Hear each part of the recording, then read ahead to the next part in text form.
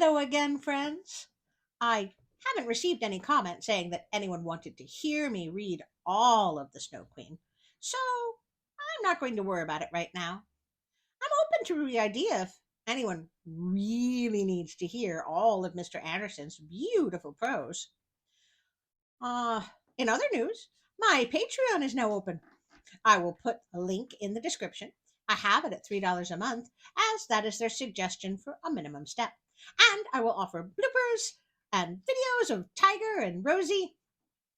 Also, I am so very pleased and proud to announce my first ever Patreon supporter.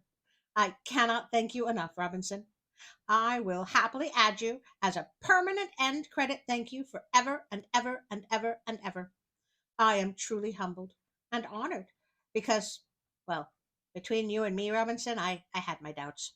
But I do want you all to know that as much as I would like to see my tiny channel grow, I love you all no matter what.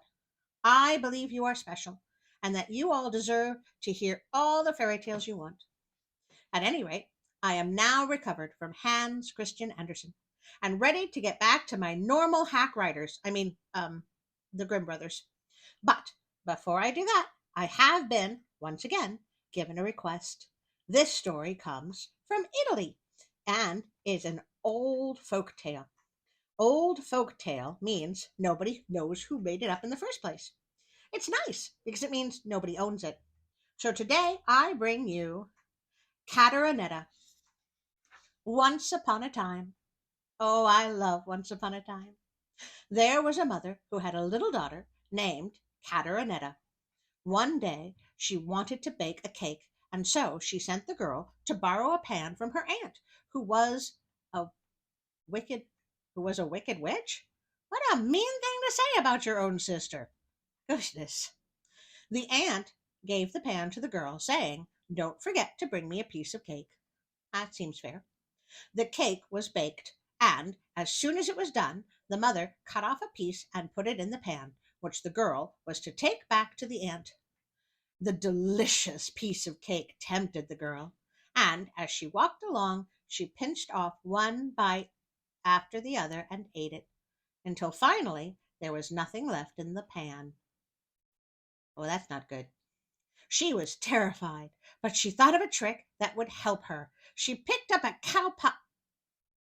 Ew.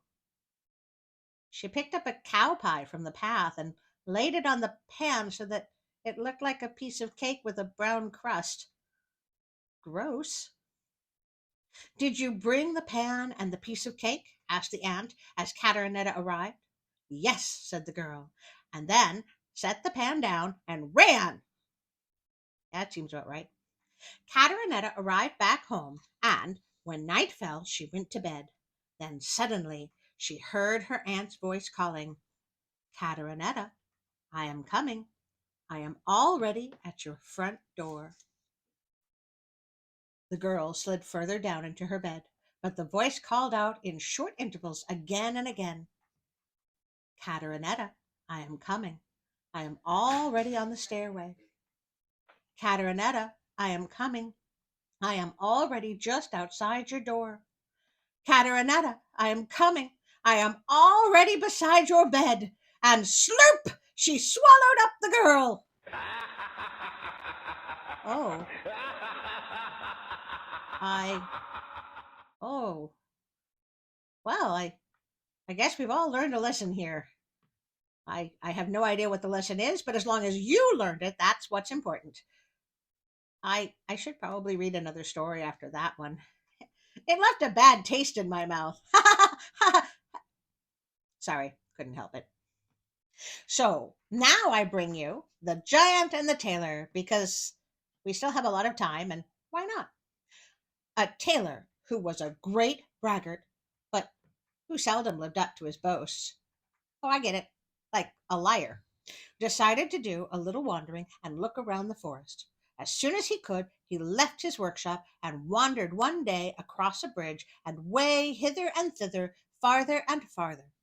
When he was finally out in the woods, he spied a steep mountain in the blue distance, and behind it was a tower that rose amidst a wild, dark forest high into the sky. "My God!" exclaimed the tailor. "What's that?"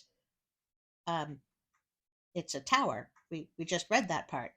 Big tower behind a mountain. Keep up, Tailor. And since his curiosity had got the better of him, he went straight towards it without thinking. But, that would take a long time, right? Because, you know, it was behind a mountain and he could see it in the distance. It's described as blue, so we're talking hundreds of miles, yes? Either he's really fast, or I guess there's not a single thought in his empty head. Anyway, as he came closer, his mouth and eyes popped wide open. Wow, that sounds painful. For the tower had legs and jumped over the steep mountain in one leap. What? Now it stood before the tailor in the form of an enormous, powerful giant. Oh, so it's not a tower. Got it. Or maybe it's a wonder twin. "What do you want here, you tiny fly speck?" roared the giant with a voice that sounded like thunder coming from all sides. The tailor whispered in reply, "I just wanted to look around to see if I could earn a living in the forest." "If that's all you want," the giant said, "you can work for me as my servant." "If that's the way it must be, why not?" said the tailor. "But what shall my wages be?" "Your wages," the giant said. "I'll tell you. You shall have 365 days a year, and an extra day added on what is a leap year. Is that all right with you?" No. I mean, the extra day is nice and all, but I think I would prefer money, as I kind of like eating and having a roof over my head and that sort of thing. Yeah, that's just me. Let's see what the tailor says. "It will do," the tailor answered. This is clearly a right to work forest. And thought to himself, "I've got to make the best of a bad situation. I'll try to get out of this as soon as I can." Then the giant said to him, "Go, little twerp." "Well, that's just rude." "And fetch me a jug of water." "Wouldn't it be better if I brought you the entire spring right away, along with the entire well?" asked the boaster, and he carried the jug to the water. "What? The entire spring, along with the well?" the giant growled into his beard. He was somewhat stupid and foolish. Ooh, both stupid and foolish? Bad combination for a giant. And began to show signs of fear. "This fellow has some tricks up his sleeve. He has a mandrake in his body." A mandrake? Isn't that a root vegetable? Let's see. So, per Wikipedia, it is a plant with a very fibrous root that looks vaguely man-shaped, but here's the important part. Because the mandrakes contain deliriant hallucinogenic tropane alkaloids, say that 3 times fast, and the shape of their roots is often resembles human figures, they have been associated with magic rituals throughout history, including present-day contemporary pagan traditions such as Wicca and Odinism. Oh, so it's a magic plant. Got it. "Be on your guard, old hands. He's not meant to be a servant for you." "Oh, he has a name, and it's Hans." That's nice. Much easier to say than rickety,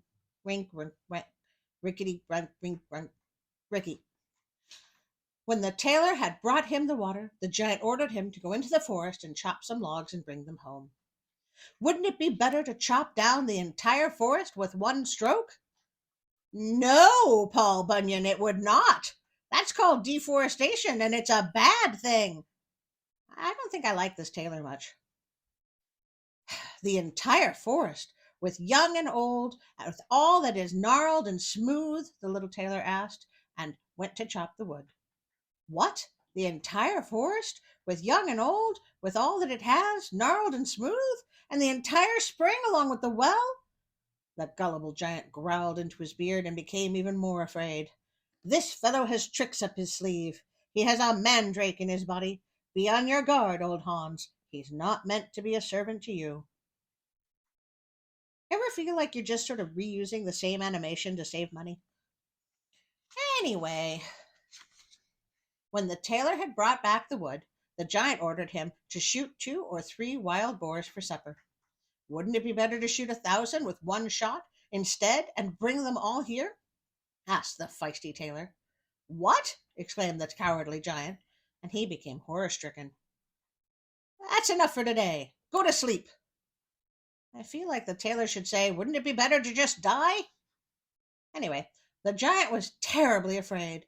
He could not catch a wink of sleep the entire night. So he threw ideas back and forth for what he wanted to do to get rid of the cursed sorcerer of a servant. The sooner the better. In time he came upon an idea. The next day the giant and the tailor went to a swamp surrounded by a group of willow trees. Then the giant said, "Listen to me, tailor. I want you to sit down on one of these willow branches because I want to see whether you can bend it down." The tailor quickly went and sat down. He held his breath and made himself heavy, so heavy that the branch bent down to the ground. However, since he had to gather his breath again by exhaling, the branch snapped back and sent him soaring into the air. "I immediately regret this." Unfortunately, he had forgotten to put an ironing rod into his pocket, so that he soon disappeared from sight. Ironing rod?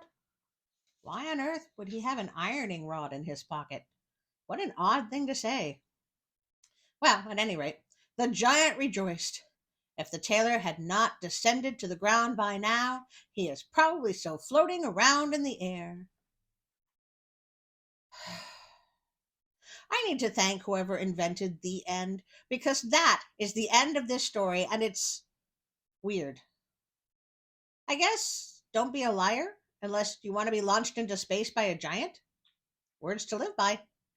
Okay, so yes, please do like, share, subscribe, and hit that notification bell, so that you can know when I put my stories out, which is usually Sunday.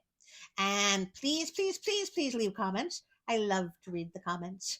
And now, if you'd like, please support me on Patreon, just like Robinson, my sole and most wonderful Patreon supporter. Thank you, Robinson. Wow, that sounds weird to say. Anyway, I guess I'll get used to it. Until next time, when we have more requests.